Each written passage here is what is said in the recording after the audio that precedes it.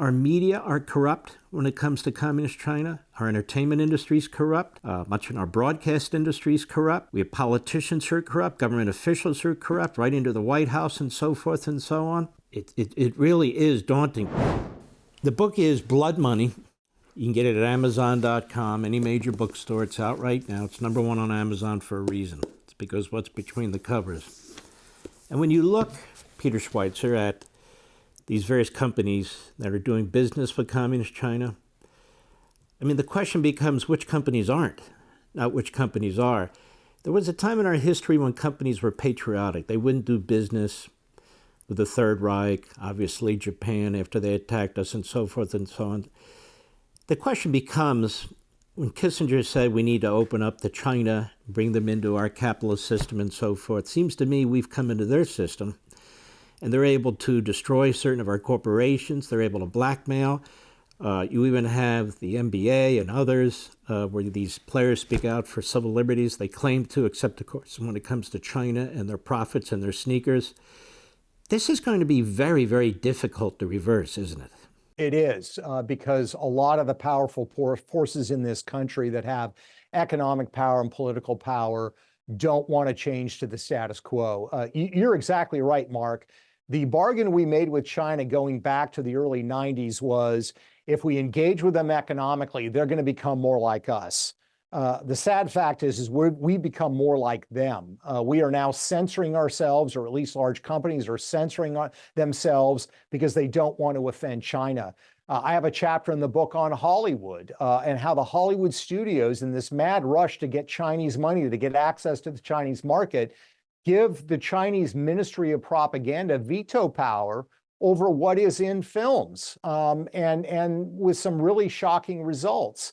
And the problem is that what these companies will say is, well, we're just doing this because it's the bottom line profit, where, of course, they don't make the same argument when it comes to these diversity issues. Then it's all about doing the right thing. But when it comes to China, it's no longer about doing the right thing. We are going to reach a day of reckoning in this country, I think, where this is going to become the core question upon which our future pivots. And that is, are we going to allow American elites to continue to do this? Because let's face it, Mark, these large companies that do business deals with China and who say we aren't American companies anymore, when their bacon's in the fryer, when their employees are held hostage overseas, are they calling the UN? Are they calling the Chinese? They're calling the United States government, expecting them to help them.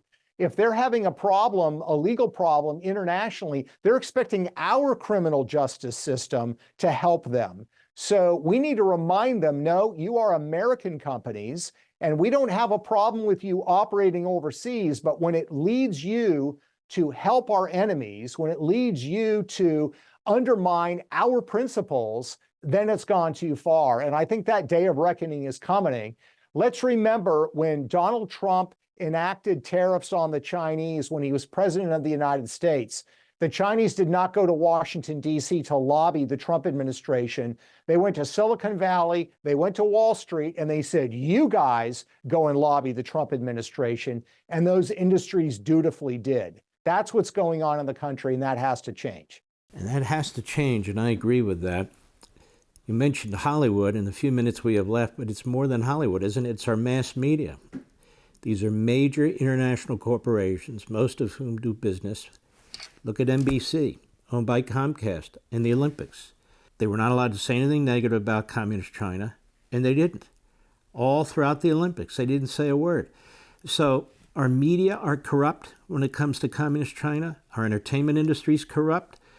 Much of our broadcast industry is corrupt. We have politicians who are corrupt, government officials who are corrupt, right into the White House and so forth and so on. It really is daunting, but let's just quickly, in the few minutes we have left, let's talk about the American media. They do have ties to communist China because they're now own most of these platforms by these massive conglomerates, no? That's exactly right. Disney obviously owns ABC. Disney does a lot of business in China. Disney changes content in its films so they don't offend China. Same thing with NBC. You've got Universal, of course, which has, theme parks. They want to do business in China. You look at an outfit like the New York Times, partly owned by Carlos Slim. Carlos Slim has investments in China. The list goes on and on and on. And the problem is, Mark, is that if these entities were being consistent and telling us all the time it's about the bottom line, I guess you could say, okay, I don't agree with them, but at least they're being consistent. The problem is these are the very institutions, including academe, that lecture us all the time on some perceived or claimed moral authority, whether it's race issues, whether it's economic issues, whether it's quote unquote equity issues. They lecture us with a certain moralism because they deem themselves to be these moral actors. Well, the great issue of our time is China, whether it's human rights, whether it's fentanyl, whether it's the things that are going on around the world, slavery, it is China. And on that issue, the most important, largest issue where you're actually talking about human lives, these voices are absolutely silent. So I think we need to remind them, and we need to remind our friends, these organizations, these entities have zero moral authority, because it's as if somebody, during the 1850s in the United States was lecturing and sermonizing, but didn't want to say a thing about slavery.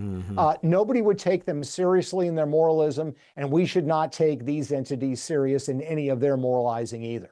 For more, sign up for Levin TV.